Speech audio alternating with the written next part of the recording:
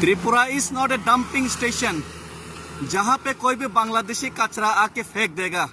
बांग्लादेश का कोई भी गंदगी त्रिपुरा में फेंक देगा डस्टबिन समझ के, गार्बेज समझ के।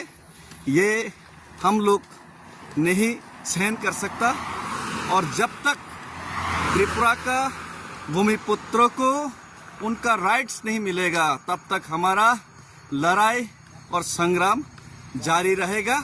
और जो बांग्लादेशी है वो इलीगल माइग्रेंट्स है, वो खुद आके साबित करेगा और खुद आके मेरा गाली गलौज करेगा, खुद आके परिचय देगा कि मैं बांग्लादेशी हूँ। मैं तो किसी को चोर नहीं बोला, घर में चोर घुसा ये बोला, लेकिन जो चोर है वो आके बोलेगा घबराहट में कि मैं तो चोर नहीं हूँ।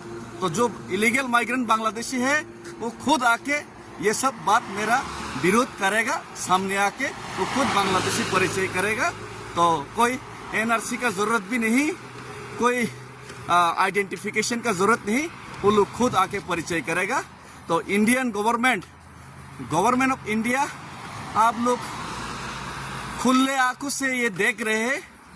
अगर ये खुले आंखों से देख कर भी अगर आप लोगों ने एक्शन नहीं लिया तो ये एक हिंदुस्तान के लिए सिक्योरिटी थ्रेट और फ्यूचर जनरेशन के लिए थ्रेट होगा।